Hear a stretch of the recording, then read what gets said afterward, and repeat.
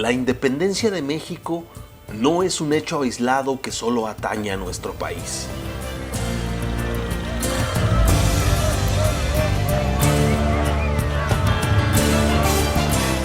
México fue parte de una convulsión global que se desbordaba en todo el mundo.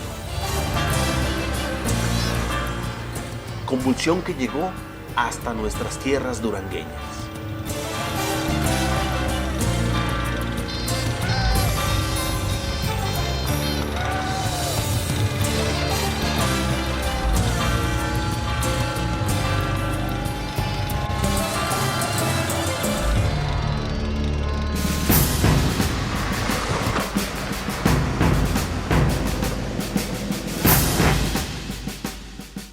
En Europa, el descubrimiento del Nuevo Mundo revolucionó la mentalidad del viejo continente, especialmente de la clase culta e intelectual.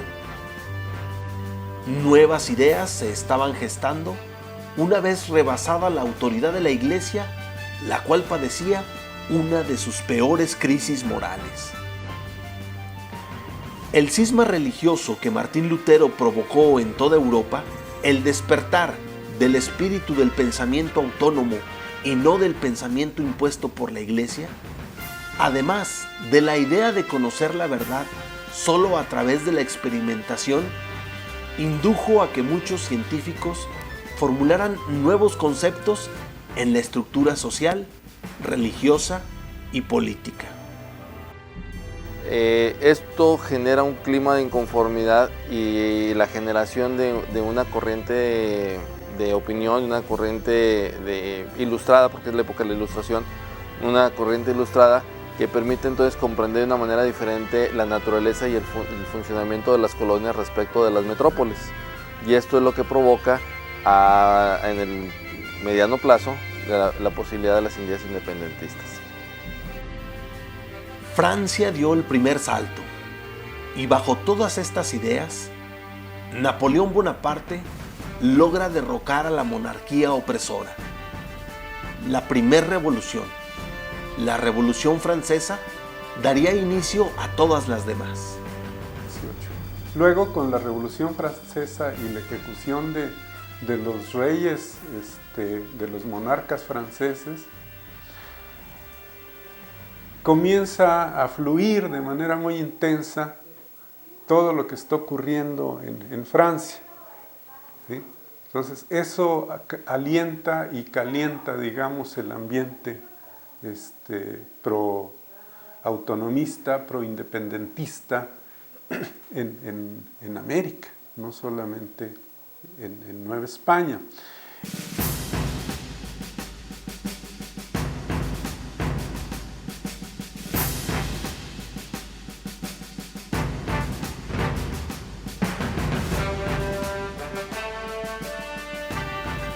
La revolución de independencia de los Estados Unidos de América atemorizó a todos los gobiernos de la América española.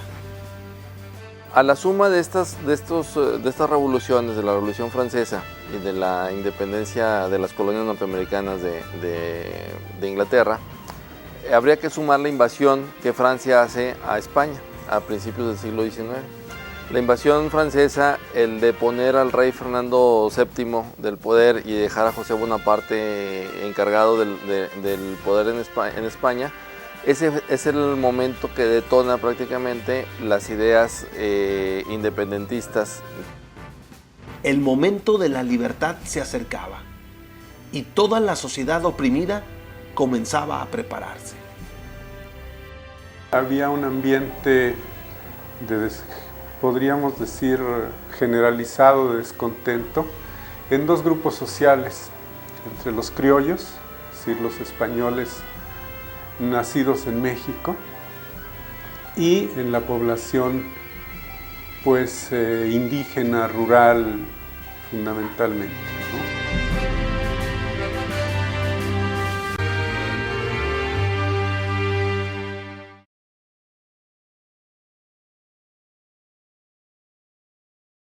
Se está planeando un movimiento o están circulando una serie de inquietudes en todo el reino de la Nueva España con esas miras, ¿no?, con las miras de independizar a la Nueva España de España. De ahí que en 1808 pues sea como un gran anuncio, ¿verdad?, de lo que va a venir. Y digo esto porque no es casual, por ejemplo, que en un punto tan distante, tan aislado y tan singular, ¿verdad?, como era el pueblo de Guazamota, en la Sierra Madre Occidental, en lo que es hoy el territorio de Durango, dos personajes, uno llamado José Domingo de la Cruz y otro Tomás Páez, hayan estado conspirando para levantarse en armas en contra del gobierno provincial, es decir, en contra del gobierno de la Nueva Vizcaya, con sede en Durango. Eso ocurre en 1808.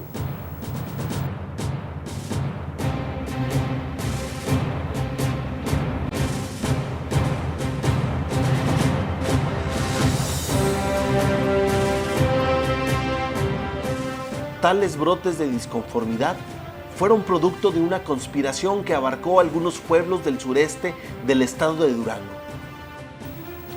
Se reprime en estas expresiones en la Ciudad de México, ¿verdad? Todo es puesto en paz, y es hasta 1810 cuando inicia con Miguel Hidalgo la Guerra de Independencia. Este primer intento de insurgencia fue delatado. Sin embargo, muestra el primer interés de duranguenses para liberarse de la opresión española. Como ven, lo que ocurre en Durango no es cosa mínima, ¿no? O sea, ocurren cosas muy, muy interesantes.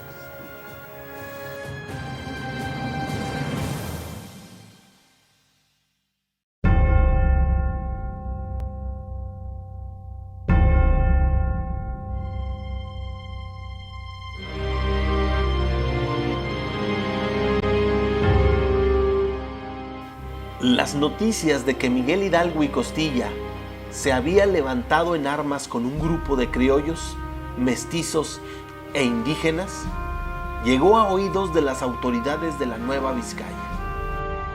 Efectivamente, se da a conocer rápidamente el manifiesto de independencia de Hidalgo, circula con mucha profusión.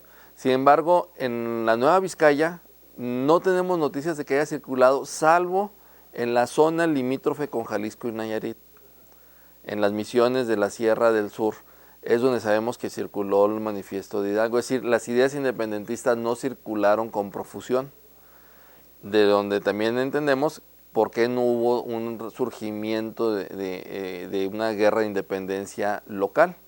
Y los pocos intentos que hubo de esta guerra de independencia local, pues fueron rápidamente sofocados porque teníamos un ejército que estaba preparado para eso. El gobierno de la Nueva España y el de la Nueva Vizcaya no estarían dispuestos a perder su hegemonía española, su ideología política y de autoritarismo tan fácilmente. La actitud de las clases dominantes de Durango fueron siempre de oposición a la independencia y defendían el poder español. Su postura hasta ahora es muy clara contra la independencia, ¿sí? O sea, todo lo que huela a independencia es calificado de movimientos contra la religión y contra el rey, ¿sí? Entonces, ven amenazada la religión católica, ¿sí?, sus intereses, evidentemente, y un riesgo de que en el campo religioso todo se pierda por culpa de Napoleón, ¿sí?, o de los revolucionarios franceses. Y claro, de sus agentes, ¿verdad?, que son los revolucionarios de la proindependentistas. En el sur y en el centro del país era donde acontecía la fuerte lucha por la independencia que por momentos parecía perderse. La etapa más difícil en la lucha por la independencia aconteció en aquel momento en que Miguel Hidalgo y Costilla fue apresado junto con otros caudillos en Acatita de Baján, territorio de la Nueva Vizcaya.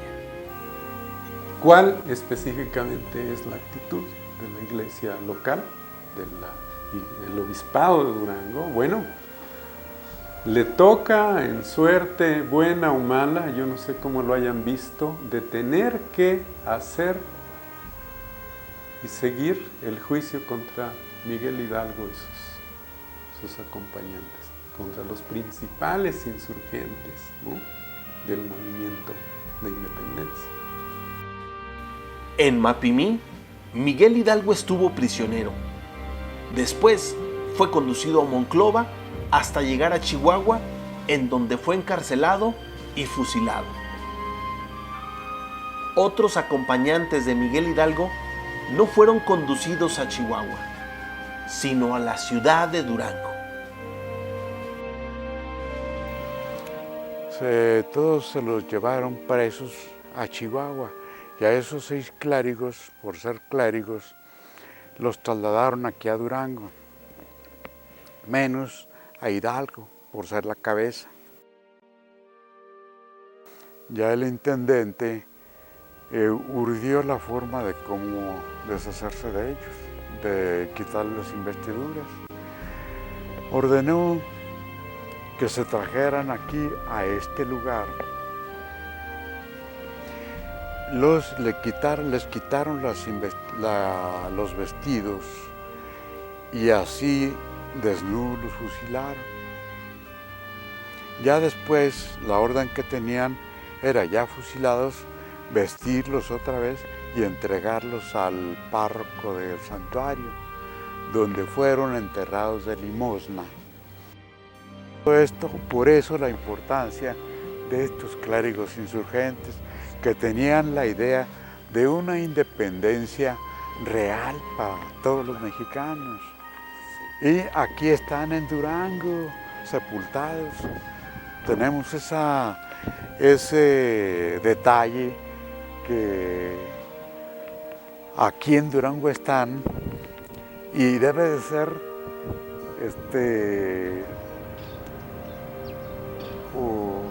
homenajearlos.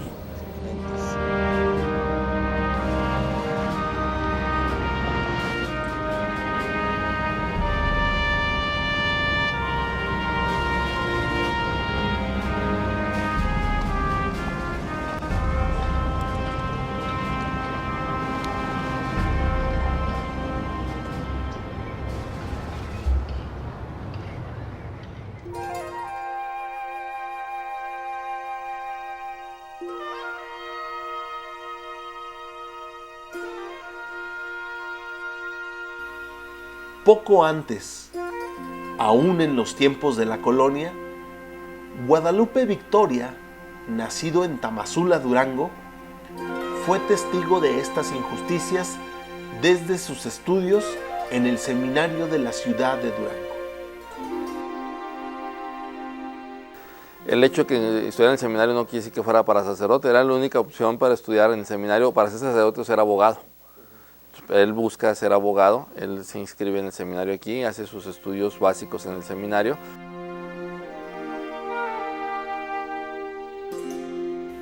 Con el tiempo, viajaría a la Ciudad de México con el gran interés de prepararse. Y al momento del levantamiento en armas de Hidalgo, pues él le emociona, convoca a sus compañeros alumnos del Colegio San Ildefonso que se levanten en armas para defender la libertad que promueve Hidalgo, y se suma a Morelos, inmediatamente se suma a Morelos. ¿Sí? No se suma a Hidalgo porque le quedaba lejos, ¿no? Se suma a Morelos porque le quedaba de alguna manera más cerca, se identifica con Morelos, y él empieza, ahora sí que desde abajo, en la lucha con Morelos, se va distinguiendo poco a poco, y su acto que lo distingue de manera significativa es este famoso momento en que avienta su espada y que dice: va mi espada en prenda, voy por ella, que es en el sitio de Oaxaca. La verdad es que el Ejército Revolucionario del Sur no había tenido ningún triunfo significativo, no había tomado ninguna población importante española. Había estado en una especie de guerra de guerrillas en pequeñas poblaciones, pero no habían logrado tomar ninguna población importante. Cuando sitian Oaxaca, están sobre el sitio de Oaxaca, están tratando de tomar la ciudad de Oaxaca, pero no la pueden tomar y están debilitándose las fuerzas independentistas en la toma de Oaxaca, perdón. Y entonces él tiene en el Cerro del Fortín, en la parte sur de Oaxaca, él encabeza el grupo que está atacando el Cerro del Fortín, y entonces hace este acto heroico de que avienta la espada y se avienta él y se va toda la tropa detrás de él y entran a fuerza a tomar el Fortín, y a partir de ahí cae la ciudad de Oaxaca. Con la caída de Oaxaca resurge el Ejército Libertador del Sur, y a partir de ahí es que toma toda la presencia y la fuerza que tiene Morelos en el sur. Eso le vale para que a él después lo comisionen a algunas acciones en Puebla, algunas acciones en Veracruz, donde finalmente desarrolla toda su vida militar entre Puebla y Veracruz.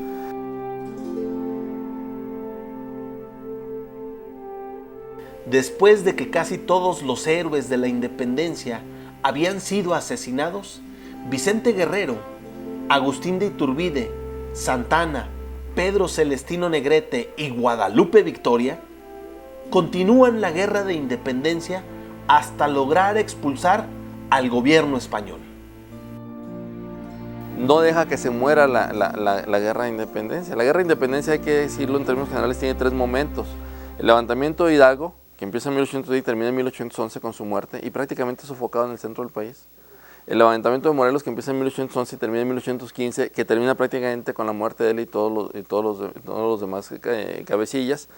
Y el movimiento propiamente dicho de independencia, que encabeza Guerrero de Iturbide, que empieza en 1820 y termina en 1821. ¿Sí? Son los 3 momentos y son 3 momentos diferentes. Bueno, el único que permanece a lo largo de todo este proceso es Guadalupe Victoria. Guadalupe Victoria le da permanencia al movimiento de independencia, de una manera muy local y muy focalizada, pero es el único que permanece. Y eso es uno de los elementos que hace que cuando se crea el triunvirato, una vez establecida la independencia, se establece el triunvirato en 1821, pues él sea uno de los invitados a formar parte del triunvirato. Y después, cuando termina la vida republicana, la vida monárquica, cuando establece la monarquía con Iturbide y termina es depuesto Iturbide como monarca y nace el Estado federal, pues es llamado él a ser el primer presidente de la República. El poder español de Durango resguardaba la ciudad con 800 soldados al mando del coronel Bracho. Muy pronto llegaría el ejército insurgente al mando de Pedro Celestino Negrete.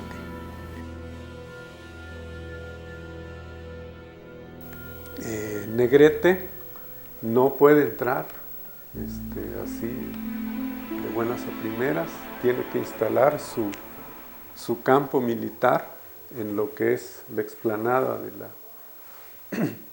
del Santuario de Guadalupe, y ahí se le unen varios grupos de ciudadanos de Durango, entre ellos los miembros de la Diputación Provincial, algunos elementos del Ayuntamiento de Durango, entre los que destacan, decía, Mariano Herrera, de origen peruano, por cierto.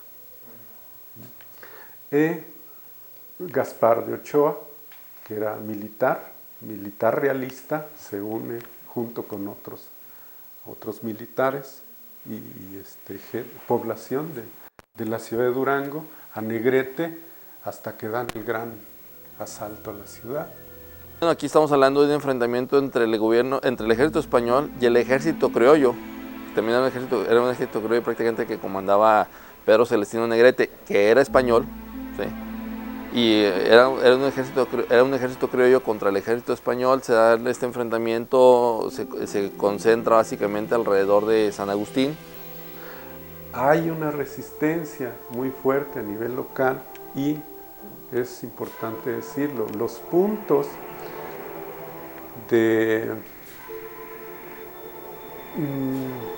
defensivos más importantes, ¿sí?, en la ciudad de Durango son la catedral, ¿sí?, el templo de San Agustín, templo y convento, porque todavía estaba el convento, templo y convento de San Agustín, la casa del obispo. Dense una idea quién estaba a favor, pues, de conservar el régimen colonial en Durango. Ahí está, ¿no?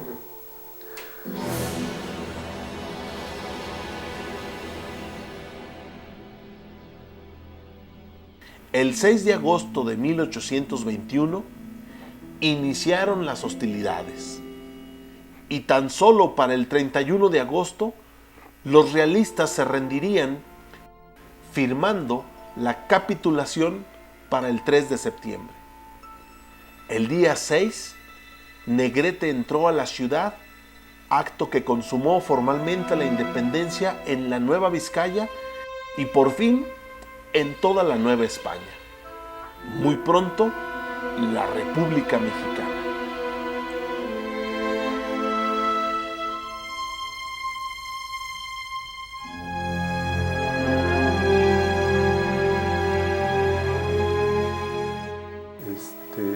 Decir que es tal vez el último punto, el penúltimo punto de la resistencia realista en la Nueva España.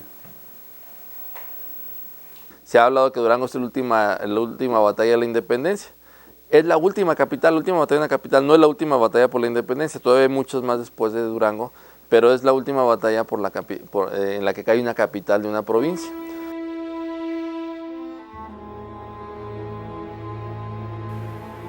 La independencia no se lograría de inmediato. El rompimiento de México con la corona española traería mucha inestabilidad económicamente. En 1823 se dividió la Nueva Vizcaya en dos partes, Chihuahua y Durango. Desapareció la Nueva Vizcaya y quedó formalmente creado el estado de Durango como miembro de la Federación.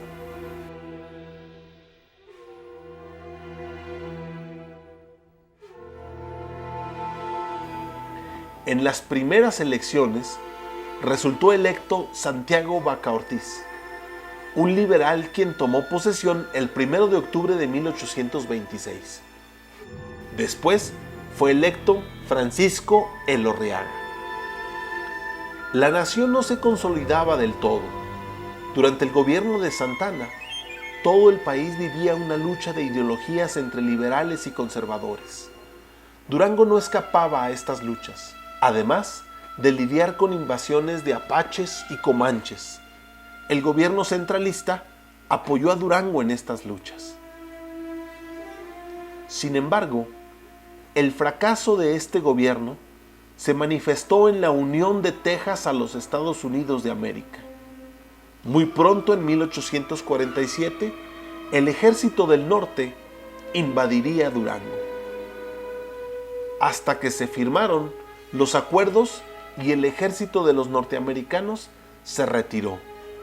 México había perdido Texas, entre otros territorios. En Guerrero se proclamaba el Plan de Ayutla, que provocaría la caída de la dictadura de Santana. Durango se le unió y como consecuencia del triunfo de este plan, José María del Regato asumió la gobernatura. José María del Regato fue un ingeniero nacido aquí en Durango en 1800, si no me equivoco, y él fue varias veces gobernador del estado. El estado de Durango tuvo un primer congreso constituyente en 1825, que hace sus funciones del 25 al 27, y luego hay un segundo congreso constituyente que hace funciones del 27 al 29. Él es miembro del segundo congreso constituyente, que le toca, bueno, todo este periodo de la vida del nacimiento de la república, que no fue fácil, de la vida republicana, que no fue fácil.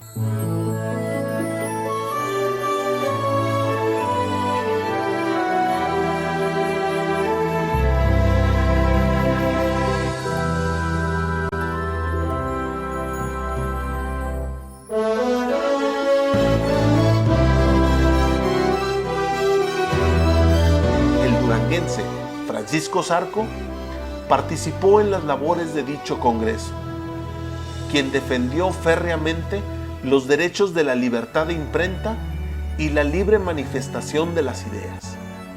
Además, fue un liberal radical que dejó honda huella en las luchas por la reforma. Zarco es un autodidacta, también liberal, de formación liberal, que nace aquí en el barrio de Analco, y como autodidacta él se interesa por las leyes, se interesa por la protección de la sociedad, por acciones comunitarias a favor de la sociedad, pero fundamentalmente por el periodismo. Y él empieza a escribir, él se va a la Ciudad de México, él se va a vivir a la Ciudad de México, intenta estudiar en el Colegio San Ildefonso, sin embargo, bueno, pues él termina teniendo una formación totalmente autodidacta, y es un director del periódico del siglo XIX, es el director del periódico del siglo XIX, que es el periódico más importante del siglo XIX, de ese siglo, y desde el cual se impulsa una lucha muy fuerte a favor del federalismo, a favor de las ideas liberales contra los conservadores, y después a favor del federalismo. Es electo como diputado por Durango en el Congreso Constituyente de 1857, y él se destaca por ser uno de los principales redactores de la Constitución del 57. No solo es diputado en el Congreso, sino es redactor de la Constitución del 57. Leal a Juárez, cercano a Juárez, pues él sigue a Juárez y apoya a Juárez a lo largo de su lucha en la invasión francesa, y un poco tiempo después muere Francisco Zarco.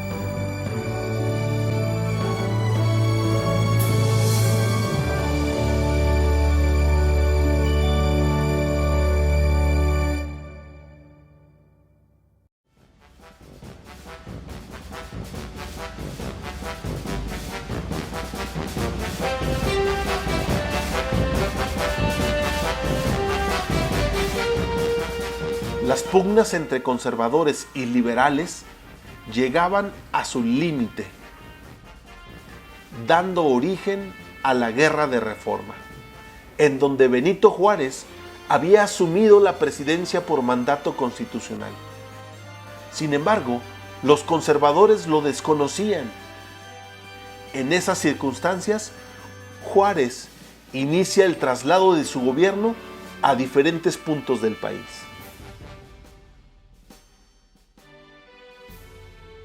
La intervención francesa obedece a una serie de conflictos económicos que tenía México, derivados desde su guerra de independencia con España, con Inglaterra y con Francia. Y es un pretexto para invadir el país, poder llegar a invadir el país.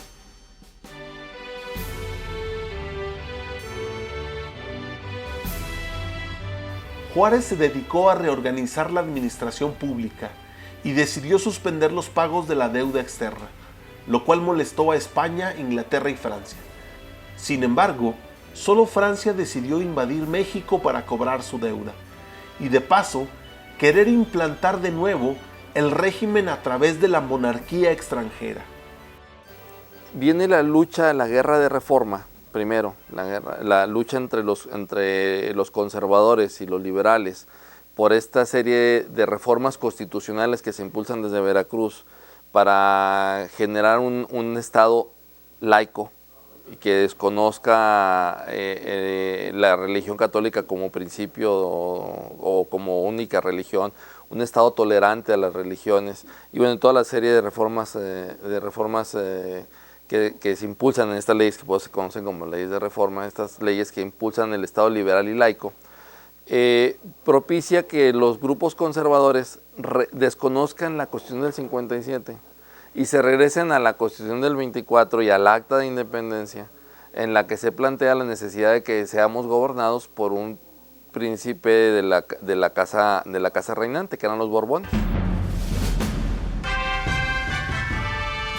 De inmediato, los conservadores de México le ofrecieron la corona del Imperio Mexicano a Maximiliano de Habsburgo, archiduque de Austria.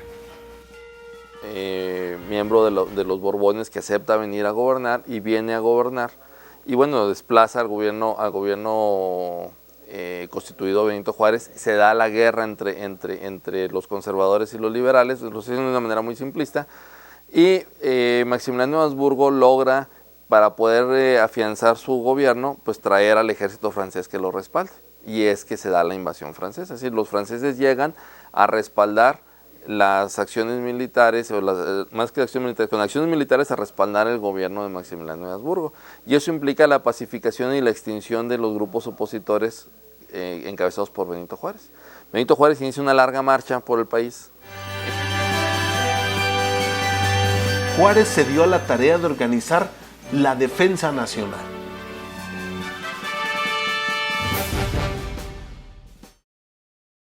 Y mientras tanto, el ejército francés va avanzando paulatinamente en sus posiciones. No hubo resistencia al ejército francés en Durango. El ejército francés llegó y tomó la ciudad de Durango. Aquí vivían a gusto bailes y fiestas, y lo recibió la alta sociedad con vitores aquí al ejército francés. Finalmente, una sociedad conservadora pues recibe al ejército representante del gobierno conservador, y es bien recibido aquí en la ciudad de Durango.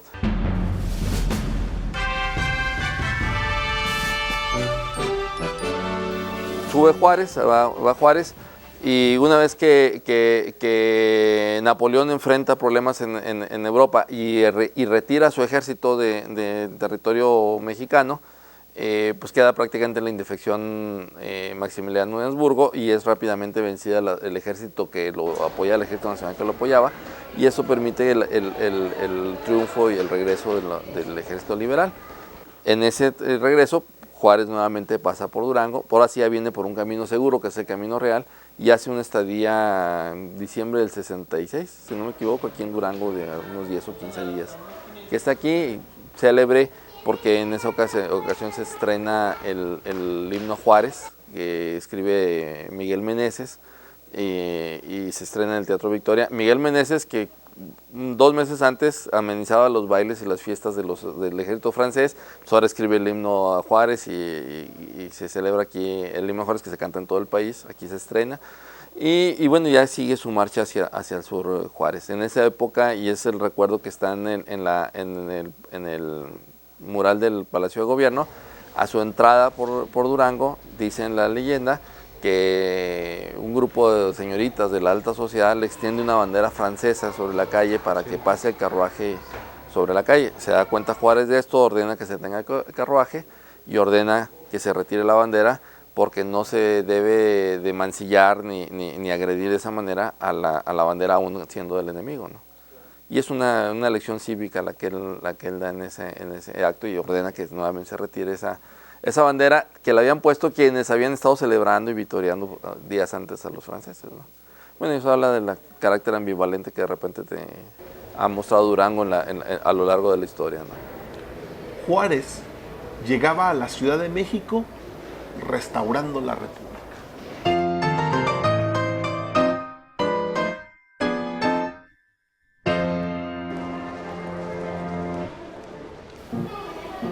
En Durango emergió un periodo de paz, tranquilidad y progreso bajo diferentes gobernadores. No fue hasta que Porfirio Díaz emitió el Plan de la Noria, en donde Donato Guerra y Tomás Borrego, a la causa del sufragio libre, para que Porfirio Díaz pudiera ser presidente en elecciones contra Juárez. Benito Juárez muere en medio de estas peleas, y después de varios tumultos políticos, Porfirio Díaz insiste en ser presidente y lo consigue con el tiempo. No, naturalmente que se refleja en Durango. De entrada, lo primero que logra Porfirio Díaz es lograr la estabilidad política. Había habido antes de Porfirio Díaz asonada tras asonada, y se deponía un gobierno, se deponía otro, invasiones como la invasión norteamericana, las invasiones norteamericanas, la invasión francesa, etcétera, etcétera. Entonces, Porfirio Díaz lo que logra es la estabilidad política del país. Es decir, él logra, se excedió naturalmente, él logra permanecer en el gobierno y logra la estabilidad política. Con la estabilidad política, lo siguiente que sigue es la estabilidad económica. La paz que se impulsó durante el gobierno de Porfirio Díaz permitió el desarrollo de la cultura y la ciencia en México. Floreció la literatura, la pintura, la música y la escultura. Las actividades científicas fueron promovidas desde el gobierno. Fue entonces cuando se fundaron institutos, bibliotecas, sociedades científicas y asociaciones culturales. Y estas inversiones naturalmente se traducen en desarrollo local, en crecimiento local y en un crecimiento de la economía. De hecho, la arquitectura de nuestra ciudad, que siempre hablamos que es una arquitectura colonial, nuestra arquitectura es una arquitectura porfiriana. Los edificios coloniales son pocos. El grueso de los grandes edificios de la ciudad, la mayoría de los que están rescatando recientemente, son edificios de origen porfiriano, no son coloniales, son porfirianos. Y uno de los elementos que siempre caracteriza el desarrollo económico de una población, la bonanza de una población, se refleja en su urbanismo y en su arquitectura. Durango es una ciudad que se vio altamente beneficiada con la llegada del ferrocarril. Con la llegada del telégrafo, el ferrocarril, el sistema de correos y el cine, la ciudad y el estado de Durango entró en una etapa de auge y progreso. Grandes edificios palaciegos, estilo francés, fueron construidos en ese momento de bonanza. De los que se conservan muy significativos, por ejemplo, es la casa del gobernador Francisco Gómez Palacio, que todos conocemos como el Aguacate, por ejemplo, ¿no? Esta es una casa totalmente porfiriana, de estilo inglesa, muy significativa. Pocas casas como esas en Durango, con ese estilo que impuso un intento de un nuevo estilo. Una casa de esta época es la casa del señor Hasser, que es el Sabino, sí, de Bruno Hasser. El Sabino era una casa que era una especie de chalet con su bosque integrado. O sea, toda la manzana que está alrededor, desde Fénix hasta Dolores del Río y desde Aquiles Cerdán hasta Negrete, era un bosque. Un bosque, donde tenía animales de caza y demás, y ahí tenía su casa. O sea, eso vamos hablando del desarrollo de viviendas que se hicieron en la época y que todavía se conservan. Hubo otras casas con menos características de este tipo, pero que no dejaban de ser majestuosas, como estaba la antigua farmacia Regina, ahí en la esquina de Constitución y Aquiles Cerdán, ¿sí? Una casa de 2 pisos, o sea, la anexa de un lado también una casa similar de estas mansiones palaciegas. La casa donde actualmente despacha el presidente municipal, contra esquina del Aguacate, es otra casa porfiriana de la época. Y bueno, frente a la Plaza de Armas, en la calle Juárez, se conservan 3 o 4 casas porfirianas de la época. Es decir, estas casas majestuosas que teníamos por la calle 5 de Febrero, enfrente de la casa de Conde de Xúchitl, toda esa cuadra, prácticamente se conservan las casas porfirianas de este. O sea, es una época en la que hubo un esplendor arquitectónico muy importante y en la que hubo grandes mansiones. Estoy mencionando casas residenciales muy importantes, pero hubo grandes mansiones. La propia presidencia municipal, la casa de Pedro Escárzaga, pues es otra casa que se construye en este albor del desarrollo de la economía que propició el porfiriato. Y casas desaparecidas muy reconocidas, pues es, por ejemplo, dentro del comercio la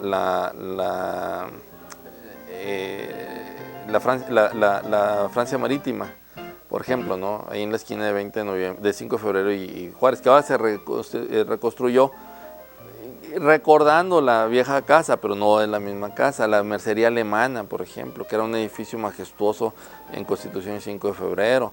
El Palomar, este edificio de 4 o 5 pisos, también de buhardillas así del norte de Europa, muy características, es otro gran edificio de los que se perdieron. El Banco de Durango, que todo el mundo habla de él, ¿no? En la esquina de 20 de noviembre y Constitución, que es otro de los grandes edificios comerciales que se construyeron.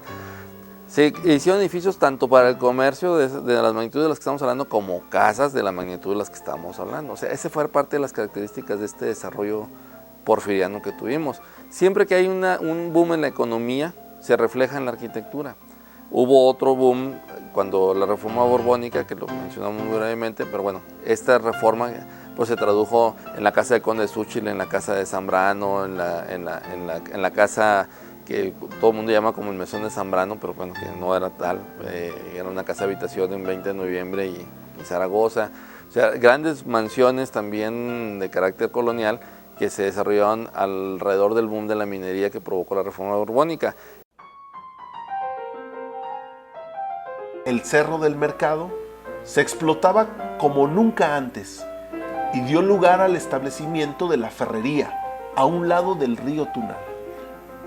Lerdo y Gómez Palacio fortalecían la relación con Torreón, Coahuila, y juntos desarrollaban en la laguna una fuerte industria textil que se expandía hasta la capital. Existía el Banco de Durango y se inauguraba el tramo de ferrocarril de Durango a la laguna. En el ámbito de la educación se destacó el profesor Bruno Martínez por impulsar esta labor de formación de educación básica.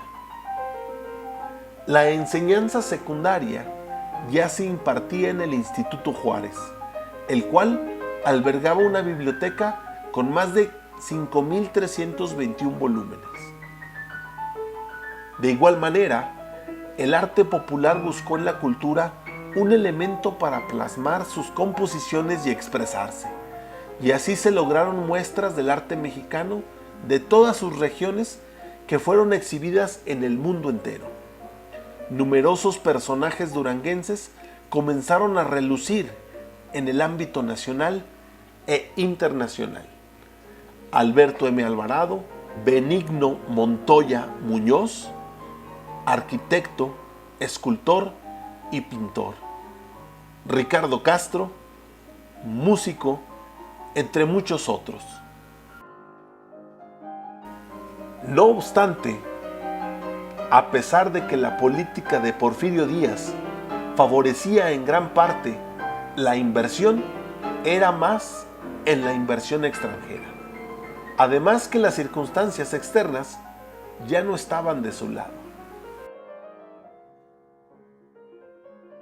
Bueno, uno de los problemas principales que se enfrentan es el crecimiento cada vez mayor de los campesinos en condiciones paupérrimas económicas y sociales de desarrollo frente a la riqueza acumulada de unos cuantos.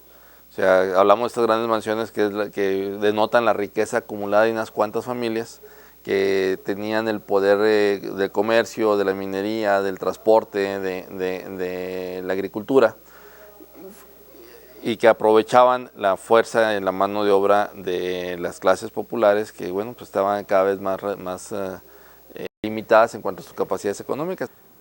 Porque veía que muchos tenían muy poco, que pocos tenían mucho y que habían muchos que no tenían nada.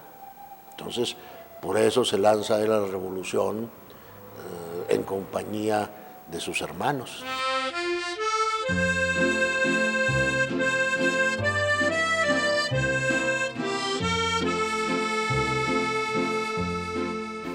El desempleo ocasionó la caída de los salarios.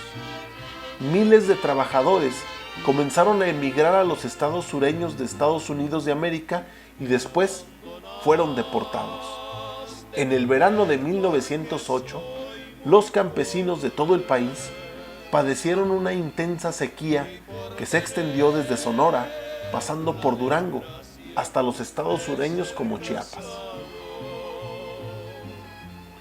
Todo lo anterior ocasionó un serio descontento popular contra la persona de Porfirio Díaz y sus allegados, a quienes el pueblo veía como culpables de la catástrofe económica del país. ¿Qué voy a hacer si yo soy el abandonado? Yo en una ocasión le pregunté a mi padre que por qué se había lanzado la revolución. Y él me dijo, pues yo oía que bola contra Porfirio Díaz y bola contra Porfirio Díaz. Esta contestación es de tipo festivo porque así era él, muy festivo para platicar. La revolución también tiene un origen de carácter político, la protesta de Madero ante el desconocimiento de su elección como presidente de la República. Se nos olvida que Madero era un hacendado agrícola de Coahuila, y bueno, es el elemento detonador para que se dé un levantamiento social que busque la reivindicación de las clases más desprotegidas, que finalmente es en lo que se tradujo la revolución a partir de 1903, en una reivindicación de las clases sociales desprotegidas.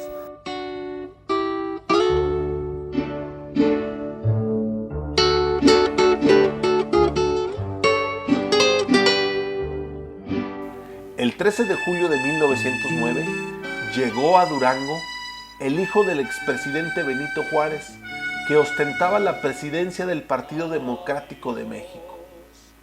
El Teatro Victoria fue escenario de una gran manifestación en contra de la dictadura de Díaz. Después llegó Francisco I. Madero, quien logró una reunión más acalorada en contra del presidente. Muy pronto en la región norte del país tomaban forma los ideales de la revolución y las conspiraciones secretas contra la dictadura de Díaz. En un libro que escribió Matías Pazuengo, dice que él oyó en Culiacán, precisamente, ideas de los Flores Magón, incitando ya a la revolución.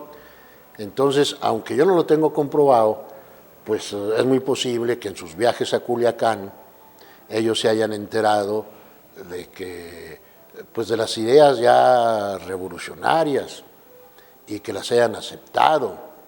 Y en Durango el levantamiento armado, pues si bien es cierto, inició el 20 de noviembre de 1910 en Gómez Palacio. Jesús Agustín Castro empieza el levantamiento allí. La verdad es que es rápidamente disperso.